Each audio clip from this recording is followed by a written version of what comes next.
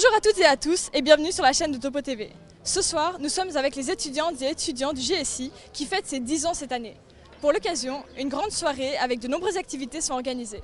Venez avec nous, on va découvrir ça ensemble.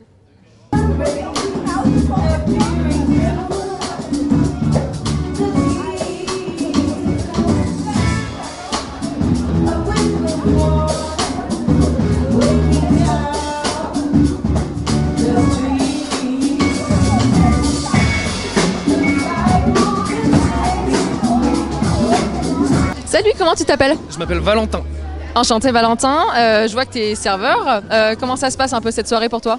Bah écoute, les gens sont agréables, il fait beau, il fait chaud, il y a de la musique, tout se passe bien. Salut, comment tu t'appelles? Je m'appelle Delphine. Enchantée Delphine, comment ça se passe cette soirée? Ça te plaît? Tu t'amuses? Bah j'adore. J'étais sur scène et j'ai kiffé. Mais du coup, qu'est-ce que tu faisais sur scène? Tu jouais d'un instrument? On fait partie du groupe Poésie Action et en fait on essaye de faire sortir le poème du livre et de le mettre en vie.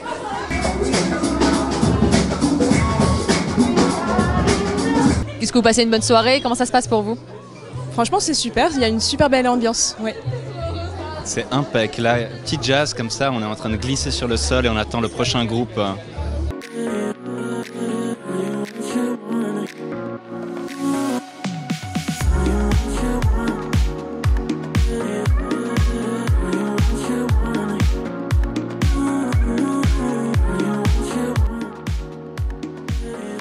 Bonjour Monsieur Levra, donc vous êtes le directeur du Global Studies Institute. 10 ans après, qu'est-ce que ça fait de voir une faculté ou plutôt un institut rayonner comme ceci?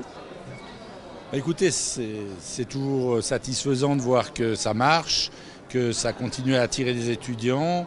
Mais c'est vrai qu'il y a 10 ans, je ne suis pas sûr que j'avais exactement imaginé qu'on en serait là. Le problème, c'est qu'on forme plein de spécialistes. Mais après, il faut des gens pour connecter les spécialistes. Et donc nous, notre pari, c'est de ne pas former des spécialistes, parce que ça, il y en a plein, mais de former des connecticiens. On a ces scientifiques qui viennent des sciences naturelles, les sciences de la Terre, les sciences du climat, qui nous disent, écoutez, ça ne va pas durer, on va tous crever, il faut changer. Et puis de l'autre côté, on a les gens qui viennent des sciences humaines et sociales, qui disent oui, bon, il y a des données scientifiques, mais on ne peut pas changer comme ça parce que la société a ses contraintes, ses rythmes, etc.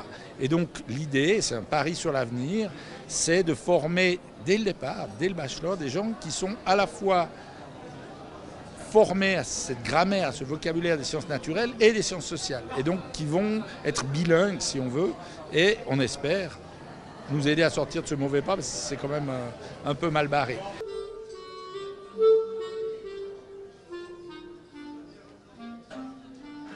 Bonjour Monsieur Esposito, vous êtes donc directeur du Barry. Quelles sont vos impressions pour cette soirée des 10 ans? D'abord, il faut se réjouir qu'il y ait une soirée comme celle-ci. C'est-à-dire que c'est un programme qui se développe, qui rencontre un très grand succès, puisque c'est le premier bachelor à l'Université de Genève en nombre d'étudiants. Et qu'en 10 ans, ce programme non seulement a grandi par le nombre de ses étudiants, mais aussi sur les contenus. Est-ce qu'il y a des choses que vous pensez et que vous êtes en train d'améliorer? Alors, comme vous le savez peut-être, nous sommes au cœur d'une réforme du bachelor en relations internationales, que ce soit sur des éléments très pratiques pour rendre la vie des étudiantes, des étudiants un peu meilleurs au sein de ce programme, mais aussi de réfléchir plus fondamentalement sur des nouveaux cours, sur des nouvelles thématiques, sur le renforcement de l'interdisciplinarité, avec par exemple l'arrivée à la rentrée prochaine d'un ou d'une nouvelle enseignante qui va pouvoir proposer un nouveau cours sur l'interdisciplinarité.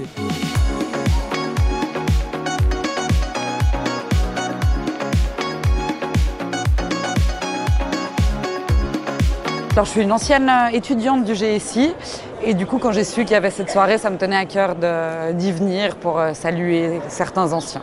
J'ai rencontré des gens super, dont 4 amis qui sont devenus mes meilleurs amis aujourd'hui et avec qui on continue de se voir tous les jours.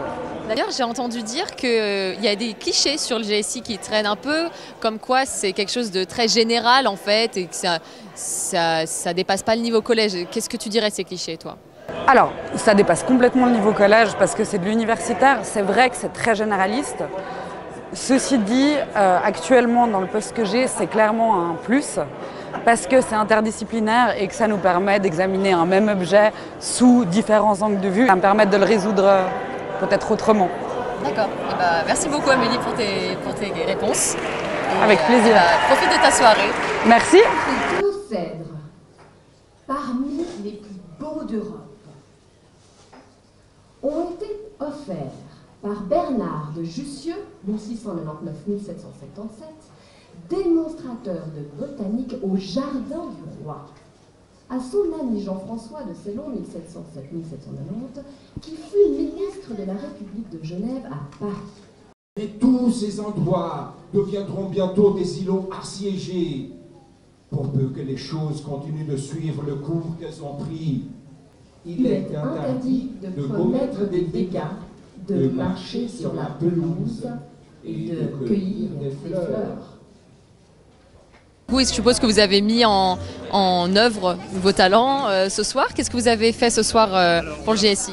On a été contacté par le GSI pour assurer des activités culturelles. Et donc nous, on avait proposé, puisque c'est ce qu'on fait dans l'association dont je m'occupe avec mon copain Androise Barras, on a fait quelque chose qui s'appelle Poésie Action. Et il s'agit de prendre des poèmes et de leur donner une vie publique. Et donc là, on a pris un poème d'un poète chilien des années 60, qui est un poète très politique, très engagé, très à gauche. Et du coup, ça nous amusait de faire ça au GSI. On a trouvé la scène très bien. On a trouvé qu'il y avait une très belle ambiance, et notamment assez homogène avec ce que Genève peut proposer en termes de diversité anniversaire. Donc c'est une institution qui se célèbre elle-même, et en même temps de faire une fête. J'imagine que vous, quand vous faites la fête, vous ne la mélangez pas avec une célébration officielle, vous faites la fête. Et là, disons, le bon mariage, c'est de réussir à faire les deux. Et puis c'est bien de voir des étudiants joyeux, c'est ça surtout qui est important. On parle tellement du malheur des étudiants, quand ils sont joyeux, nous on est contents. Voilà.